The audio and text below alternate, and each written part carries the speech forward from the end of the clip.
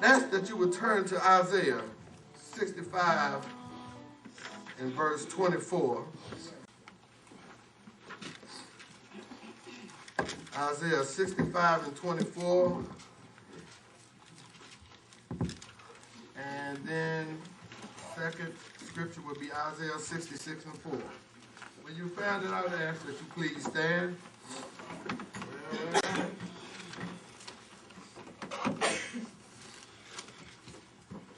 found it, signify by saying amen. If you're still looking for it, say, hold on, brother. If you don't think you're going to find it, just say, I'll catch up with you later. It reads, Isaiah 65 and verse 24.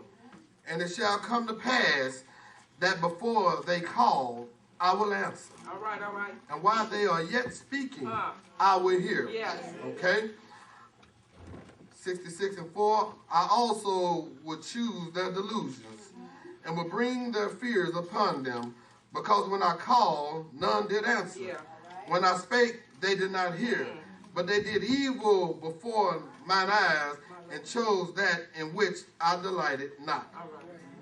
For a subject this morning, my brothers and sisters, I really would like for you to look at somebody and repeat these words. When God calls. When God calls is our subject. I have my phone ringing for a reason this morning. When God calls, you may be seated. When God calls.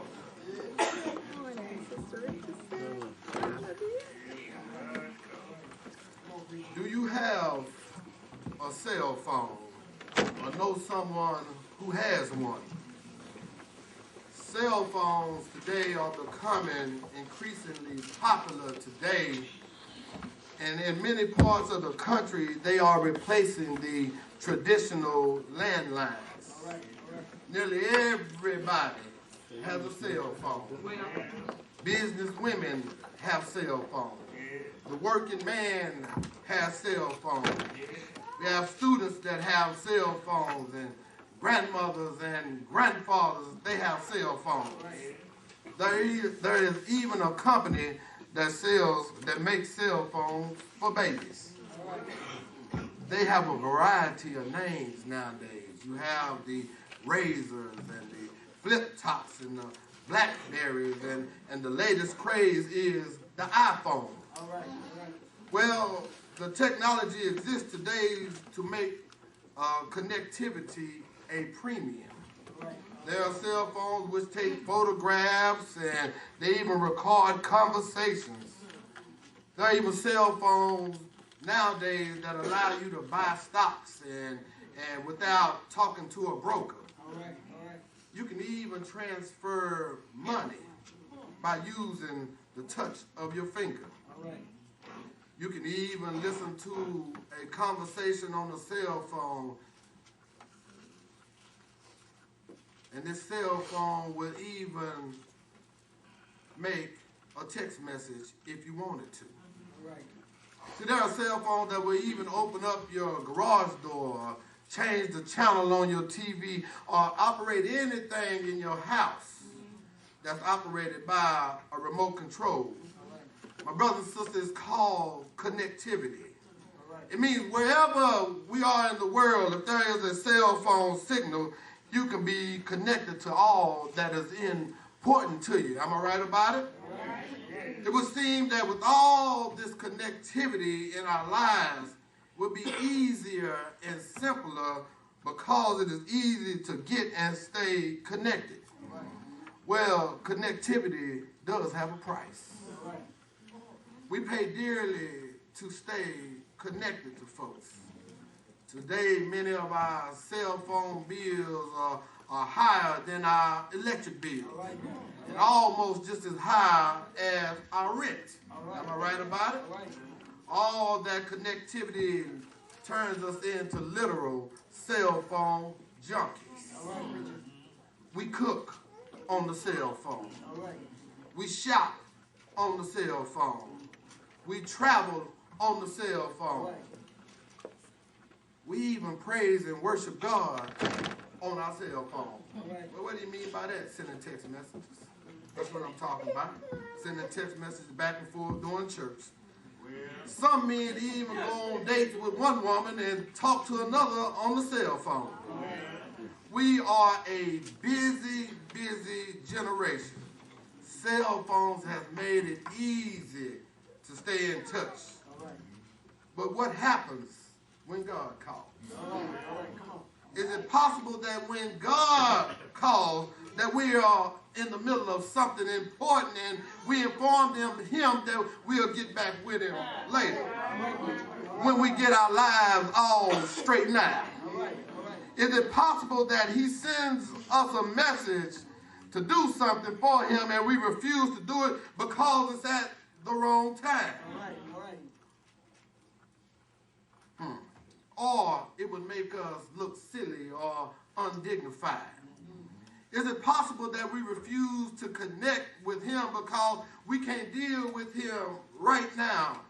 Not with my new job, and not with my new husband, not with my new wife, not with my new house, not with my household responsibilities, and not with all of my troubles. As Christians, we should resolve that whenever God calls, we are ready to answer and to hear his voice. If the Lord dials our number, we should make sure that he gets through. God not only calls us individually, but God also calls us as a church. See, this text this morning focuses on Isaiah as he reminds Israel of the ways God has tried to respond to the needs of mankind and man's thoughtless response. See, this last section of the book of Isaiah covers the final events of world history and closely, watch this, parallels the book of Revelation. See, the book of Isaiah in many ways is a miniature Bible. See, it divides like the Bible. The Bible has 66 books, and Isaiah has 66 chapters. The Old Testament has 39 books, and the first division of Isaiah has 39 chapters. The New Testament has 27 books, and the second half of Isaiah has 27 chapters. Well, the theme of the last of Isaiah is the theme of the last of the Bible, the end. Yet before the end, God looks at the people of Israel and tracks the way he has attempted to respond to their need and their empty response. Though God has attempted to contact them through prophets and messengers for hundreds of years, people, they have virtually ignored him. Question for the house. Have you ignored God? Has God called you? He has repeatedly, time and time again, attempted to minister to the people, but yet they turned a deaf ear on him. See, this prompts God as he considers the future state of believers to say, I called them, but they did not answer. Isaiah 65 and 24 of our text, he notes that in the future, believers will be of such that they will know that before they can call, the answer is already on the way. Their desire to build altars and make animal sacrifices and rituals and traditions. See, that sounds like the 2008 Christian. We're wrapped up into all kind of traditions and rituals. But see, God is not worried about that, my brothers and sisters. Too many times, that's what's wrong with too many of our churches nowadays. That's the way we've always done it. Well, I got news for you today, church.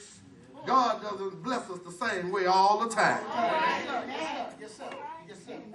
Got another interesting thing to let you know. We use a morning program for protocol. But do you know God does not use any kind of program? See, I'm going to tell you what I mean by that. See, we have altar call, sermon. If we change any of that, if we had a sermon at the beginning of church, folk going to be falling out in New Zion Missionary Baptist Church. Y'all know I'm telling the truth. God does not want us to continue to operate under the same old ways. God is doing a new thing. And he wants you to be a part of the new thing. Yeah. But you want to stay in the old thing. All right. How many of y'all have got microwaves in your house? All right. You used to use them, what do they call them, pot-belly stoves? You changed on that. So why, when it comes to the Lord, you want to stay the same? All right. All right. As Christians, we should resolve that whenever God calls, Yes, sir. we are ready to answer Well. his voice. Well. If the Lord dials your number, we should make sure he gets through. My Lord. Yes, sir.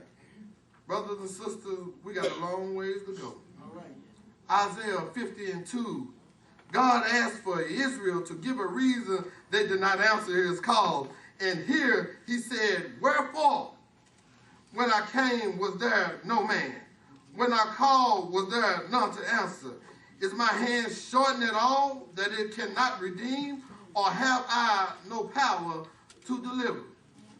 Israel frustrated God by not answering his call. Although he always answered their prayers. Yeah. We too frustrate God by not answering his call. Or we play with our calling. But guess what? He always answers our prayers. This matter of connectivity should be extremely, extremely important to every believer. See, in our circular lives, we work hard to stay connected. We are wired up with machines on our sides and our purses plugged into our ears, on our dashboards of our cars, everywhere. We want to stay connected so that when somebody important to us calls, they can get through. All right. If we receive a call, it does not matter where we are, brothers and sisters. What we are doing, we will instantly answer our phone.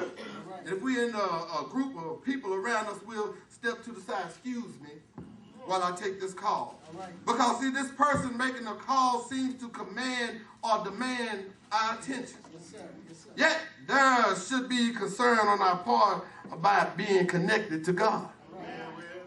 Do we respond the same way when God calls? All right. Just as God tried to call Israel many times in this text, he also tries to call us. All right. But what happens when God flips through the heavenly Rolodex and decides to call your number or my number? Three things happen and we're done. The first thing is, do we offend God with our ringtone? There are many today who purchase ringtones for their phones that are extracted from popular music, and there are others who arrange for music to be played on their phones to substitute for the traditional bling bling bling bling. There are many church folks who have ringtones on their phones that do not identify them as children of God. Is it possible that God can choose to call upon a special person to deliver a blessing, but when he calls, he gets Marvin Gaye? When he calls, he gets R. Kelly. When he calls, he gets Little Bootsy, Little Bow Wow, 50 Cent. All right. ZZ Hill cheating in the next room. All right. Will he say, did I dial the wrong number? Our lifestyles or our ringtone? Do our weekday lifestyle suggest something different than what we say on Sunday morning? Is God pleased with you on Monday morning? All right. If we live our lives in difference to God's will, he will leave us to our delusions. And we talked about the delusions. Read Isaiah 66:4. And then he will turn us over to our reprobated mind. Second thing is, our lines are busy and our mailboxes are full. See, we are a busy people nowadays. We stay on the phones. Our lines are stay busy. If anyone calls us and no one gets through, our voicemail is activated. But even that's hard to get us a message nowadays because our mailboxes are full of messages. See, the irony of mailboxes, my brothers and sisters, that we have received the message, but they are still often unheard because it takes too long to listen to all of them. All right. All right. When God calls us, is it impossible that our lines are busy. All right. Even if he leaves us obvious messages, do we fail to get back with him? All right. All right. Because it takes too long. All right. My Lord. Saul was a busy man. Saul busied himself persecuting and killing the Jews. All right. God needed to talk to him, and he could not get through. It took an experience on the Damascus Road to get him to put the phone back on the hook. All right. All right. If we intend to hear from God, we must have some appointed time in which he knows that he will be able to get through to us. Yeah. We talked about that this morning in the Sunday school lesson. Yeah. Israel, once in the promised land, received many messages from God. For 150 years, my brothers and sisters, they received warning after warning from God that destruction loomed near. Yeah. As a chain of prophets came in the same message repeatedly, the nation never got back with God. Right. When they finally decided, guess what? It was too late. Yeah. There are many who dread how much time it will take to get back with God because folks look at praising God or worship time is time consuming. All right. Prayer time is time consuming. Studying the Bible is time consuming. Right. Service time is time consuming. They place God's call in the box of good intentions, Right. but never get back to him. Right.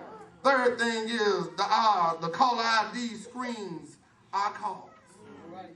The caller ID is a device that allows a phone subscriber to see the phone number and sometimes the name of the person making a call. The subscriber decides whether to answer a call based on the identity of the person calling. Yeah. Yeah. Yes, sir.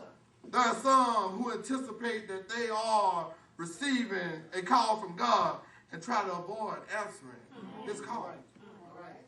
However, cell phone technology won't allow you to do that, will it? All right. You can't truthfully hide. In the Garden of Eden, Adam and Eve tried to avoid God after they ate the forbidden fruit. Yeah. Yes, sir. They did not want to hear from God, and they realized that when they realized that he was coming, there are many today who are consciously avoiding hearing from God. All right. All right.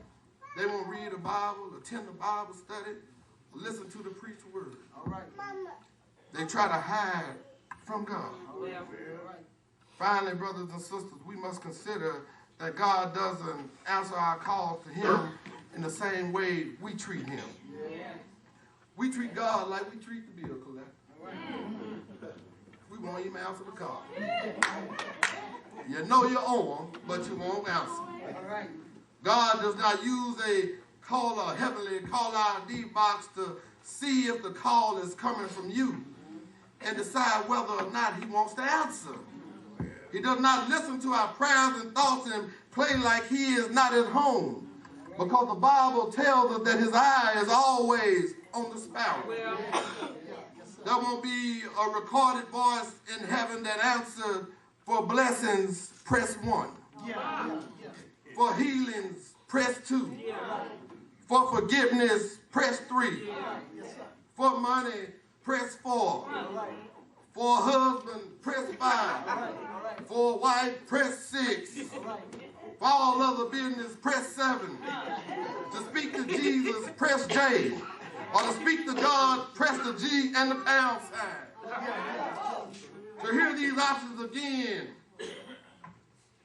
press the pound sign or just wait for the operator. When we call God, it won't matter what type of phone we use. Down here, the recorded voice says, press 1 if you have a touch-tone phone. If you have a rotary phone, just stay on the line. But when we call heaven, it won't matter what type of phone we use. That's right. It won't matter whether we're old-fashioned or modern. The Lord will answer our prayers. When we use our cell phone, we usually use a calling plan. We get so many daytime minutes and so many nights and weekends. But when we call God, it won't matter what time of day. Because God has his own calling plans. When we call, we can call him in the morning. We can call him in the noonday hour. Or we can even call him at midnight. You can call him up and tell him what you want. When you purchase a cell phone, the company wants you to get a contract to guarantee that you won't leave them. They want a 2 or 3 year contract. But when you get your hookup with the Lord, he gives us a contract that's better than 1 or 2 years with Sprint, Verizon, or Singular. I heard him say, "Lo, I am with thee, always, even until the end of time." One final thing, my brothers and sisters, about your cell phone. If you are ever in an emergency, your cell phone can get you a little help. There's a universal number that you can call anywhere. It's 112. You dial 112 and it can get you a fire truck, the police, or ambulance. Even if the keys on your phone are locked, you can still dial 112. Yes, my brothers and sisters, if your phone service to friends has been disconnected, you can still dial 112. Do you know God's got a better plan than 112? Because 112 comes after 111. And 111 means one for the Father, one for the Son, and one for the Holy Spirit. 111 is a universal spiritual number that goes straight into heaven. Even if you've been disconnected from God, you can still dial 111. Even if you've been locked out because of guilt and your shame, you can still dial 111. Even if you move so far away from God that you can't get a signal, you can dial 111. And an angel of mercy will catch your roaming call and deliver it straight into heaven. Well, what do you do when God calls your number? I don't know about you. What do you say when God answers your call? Well, I don't know about you, my brothers and my sisters. I'll probably pick up my phone and say, "Father, I stretch my hands to thee. No other help I know. If thou withdraw thyself from me, oh, whether shall I go?" Yeah, 2,000 years ago, the world sent up an emergency call that said, "Save us from our sins." God sent prophet after prophet, but every message went unanswered. Then God decided to stop calling. He sent his only begotten Son, who came and died for our sins. But early Sunday morning, he rose with all power in his hands. I'm going to close when I tell you this morning. One thing I know, the songwriter used to say, you can call him in the morning. You can call him in the noonday. You can call him in the midnight hour. But another one said, Jesus is on the main line. Call him up and tell him what you want. Too many of us, we're playing with our calling. And I'm not talking about calling the preach. I'm going to pick on Sister Richardson back there. She has a calling. Every Sunday morning, do you know, she's here at 9 o'clock at this church. I want to tell you how I know, because I'm here at 8:30. She's here every Sunday morning. She goes back there, she washes those dishes. She washes them with a smile on her face. That's a calling. You have a calling.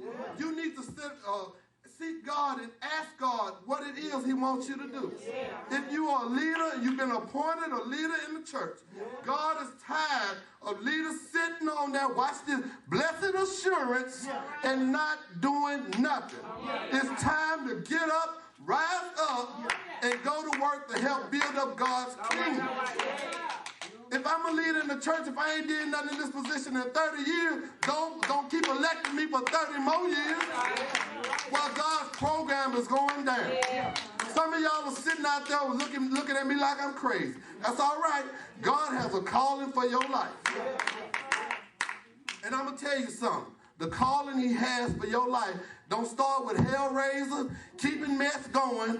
That's not no calling. That's the devil calling that. God has a calling for us. Let's get up and do what God wants us to do. It's time out for playing church, folks. People are dying every single day. You better get it right. Because 2008, some of us are going to leave. That's just the truth of the matter. Some of us are going to leave. But you need to make up what side you're going to be on when it's your time to check out. Either you're going to serve the Lord or you're going to serve the devil. But you got a choice. Ain't no, I'm going to walk down the middle of the road. No. You got one choice. It's either the Lord or the devil. It's folks sitting out here right now, and the Lord showed me this plain as day this week. They're sitting out here every single week, Sunday in and Sunday out, and don't know who God is. Don't know who God is. In church, every single... Listen, I'm not picking on you because I love everybody sitting here. And I want to see you, along with myself, on the other side. You got to wake up. You got the opportunity now to give your life to the Lord. Even if you think, even if it's a maybe, I don't know. You come, you give your life to the Lord. The Lord would rather have you on that maybe than not. And you know what? And I'm not going to point out the names or the faces that he showed me because I'm not going to embarrass anybody. But it's your opportunity. You got to make sure you know God. Don't worry about what people say. I don't care. I don't care what people said about this message. I told you what thus said the Lord, and I'm going to go over there and sit down in just a second.